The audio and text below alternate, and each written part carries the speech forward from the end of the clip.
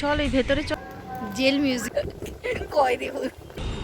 নমস্কার, আমি সুপর্ণা। কয়েকদিন ধরে ভাবছি কোথাও একটা বেরোবো, কিন্তু ভেবে পাচ্ছি না কোথায় যাব। তা আমার কালিগ বলল চল তাহলে আজ হাজরায় মিট করি। তা আমার কালিগ এখন আসবে, তারপরে আমরা কোথাও যাব প্ল্যান করি।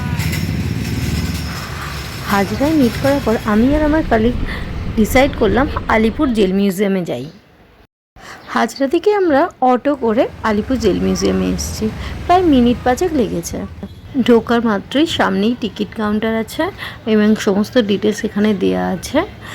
এন্ট্রি ফি হচ্ছে মাত্র 30 টাকা। হ্যালো ফ্রেন্ডস, আমি আর অনুশ্রীদি এসে গেছি আলিপুর মিউজিয়ামে। তো এটা হচ্ছে অনুশ্রীদি।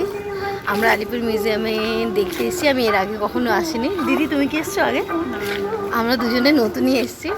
ঠিক আছে, এখানে দেখি আর এখানকার সমস্ত হিস্ট্রি আমরা জানার চেষ্টা করছি, তার সাথে সাথে আপনাদেরকেও জানানোর চেষ্টা করব। ভালো লাগলে দেখতে থাকবেন।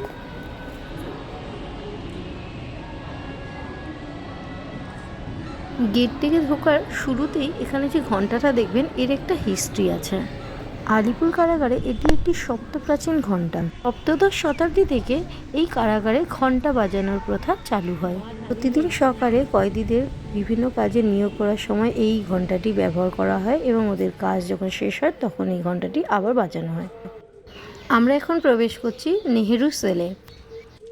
ভারতের প্রথম প্রধানমন্ত্রী পণ্ডিত জওহরলাল নেহেরু এই সেলে ছিলেন। 17 ফেব্রুয়ারি 1934 থেকে 7 মে 1934 পর্যন্ত পণ্ডিত জওহরলাল নেহেরু এখানে ছিলেন। এই সেলে ডক্টর বিধানচন্দ্র রয়ও ছিলেন কিছুদিন। এটা হলো তাঁতকল ওয়েভিং রুম। এখানে সমস্ত কয়েদিদের দিয়ে তাঁত বোনানো হতো। কয়েদিদের বিভিন্ন কাজে নিয়োগ করা হয়, তার মধ্যে একটি হলো তাঁত বয়ন শিল্প। তাঁত বোনার জন্য এখানে তাঁত বোনার বিভিন্ন ধরনের মেশিন আছে। কয়েদিরা এই মেশিন দিয়ে তাঁত বুনতো সেই সময়। আমরা এখন চলে এসেছি ওয়াচ টাওয়ারের কাছাকাছি। এই ওয়াচ টাওয়ারের একতলাতে চ্যাপেল উপাসনা গৃহটি অবস্থিত। এখানে ইউরোপিয়ান বন্দীরা প্রার্থনা জানাতেন। আর এর দোতলাতে বন্দীদের কিভাবে রাখা হতো সেটা দেখানো হয়েছে। আমাদের দেরি করে আসার ফলে একটা দেখতে যাচ্ছি আর একটা বন্ধ হয়ে যাচ্ছে, এই করে করে মোটামুটি দেখা হচ্ছে। এখন আমরা এসেছি লাইট অ্যান্ড সাউন্ড শোয়ের কাছে। এটা শুরু হয় 6:30 থেকে 7:30। যদিও আমরা এটা দেখিনি। আমরা এবার বাড়ির দিকে রওনা দেব।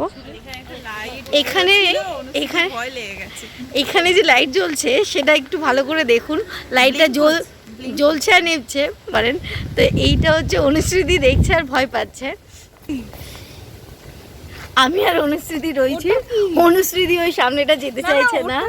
দাদা এইটা কমপ্লিট করিনি। অনুশ্রীদি আর আমি ওখানে যাচ্ছি। অনুশ্রীদি যেতে চাইছে না ভয়েতে। দেখুন এটা কি সত্যি ভয় লাগার মতো? এর পাশে তুমি কোনটা বলছিলে দিদি? ওটা কি বুঝতে পারছি না। হ্যাঁ ঠিক বুঝতে পারছি না, কোনো একটা অডিটোরিয়াম, কিন্তু এতে কি আছে বোঝা যাচ্ছে না। আমার মনে হচ্ছে অনুশ্রীদি এখানে ভয় পাচ্ছে। যদিও আমি ভীষণই ভীতু, কিন্তু অনুশ্রীদি কয়েদি ভূত। সামনেটা দেখে নিন, কেউ নেই, ফাঁকা রাস্তা, কেউ নেই। আমি আর অনুশ্রীদি হাঁটছি। কি আছে এখানে জানি না, কারা আছে। সত্যি কিন্তু গাটা একটু ছমছম করছে, তাই না? এরকম ভুতুড়ে মানে কি বলবো, ভুতুড়ে সিচুয়েশন ক্রিয়েট করিস না, আমার ভয় লাগছে। চল, ভালোই লাগছে, কারণ প্রথম একটু বোরিং লাগছিল। কারণ আমরা 5টা নাগাদ এসেছি, 6টার মধ্যে বন্ধ, জিনিসটা কিছুই মানে দেখতে পেলাম না মোটামুটি। তাই জন্য একটু খারাপই, মানে মনটা একটু খারাপই লাগছে। তো যাই হোক, এরকম একটা সিচুয়েশানে মনটা একটু ভালো লাগছে, ভুতুড়ে একটা জায়গায় যাচ্ছি। রাস্তাটা কিন্তু শেষের কোনো দেখতে পাচ্ছি না, কোথায় গিয়ে পৌঁছাবো।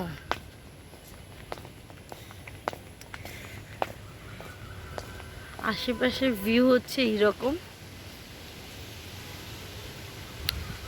শুধু হেঁটেই চলেছি কিন্তু কোনো রকম রাস্তা পাচ্ছি না, তার উপর আবার প্রচণ্ড হাওয়া দিচ্ছে। আদৌ বুঝতে পারছি না যে আমরা এখন বেরোবো কোথা দিয়ে, রাস্তাই পাচ্ছি না। হ্যাঁ, ঝড় উঠছে, মনে হচ্ছে বৃষ্টি আসছে। যা গরম ছিল, তো বৃষ্টিটা হচ্ছে পড়াটা খুব জরুরি। তার উপর যাচ্ছি কোথা দিয়ে। হ্যাঁ, এখনো হেঁটেই যাচ্ছি কিন্তু রাস্তার কোনো এন্ড দেখতে পাচ্ছি না যে আমরা যে বেরোবো। তবে ভীষণ ভালো লাগছে, ওয়েদারটাও খুব ভালো হয়ে গেছে। কদিন ভীষণ গরম ছিল। অনুশ্রীদি এখানে ভূত দেখতে পাচ্ছে, মনে হচ্ছে এই বাড়িটার মধ্যে কেউ একজন আছে, জানি না, কোনো কাকু বা আঙ্কেল বা কোনো কয়েদি ভূত মনে হচ্ছে। চল আমার একদিন আসি। আরেকটা জিনিস দেখানো ছিল, এই জায়গাটা যতটা সম্ভব ফাঁসি হওয়া, মানে যেখানে ফাঁসি হয় এই জায়গাটা, সেখানে আমরা এই পাঁচিলের এপার দিয়ে আমি যতটা পারছি দেখানোর চেষ্টা করছি, কারণ জায়গাটা বন্ধ আছে। তো আমরা যাই হোক, আমি আমার এক্সিট পয়েন্টে চলে এসেছি, বেরিয়ে যাব, কিন্তু আপনাদেরকে আমি দেখাতে পারলাম না, সেটা আমার ভীষণ দুঃখিত। আমিও ফার্স্ট টাইম এসেছি, হঠাৎ প্ল্যান হয়েছে, 5টা নাগাদ আমরা এখানে ঢুকলাম। তো সেক্ষেত্রে আপনাদেরকে কিছু দেখাতে পারলাম না, নিজেও কিছু দেখতে পারলাম না, তার জন্যে আপনাদের কাছে দুঃখিত। কিন্তু যদি আপনাদের ভালো লাগে তো নেক্সট আবারও একদিন, কোনো একদিন আমি এখানে আপনাদেরকে সমস্ত কিছু দেখাবো।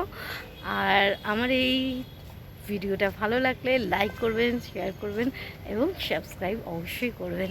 Thank you so much, by.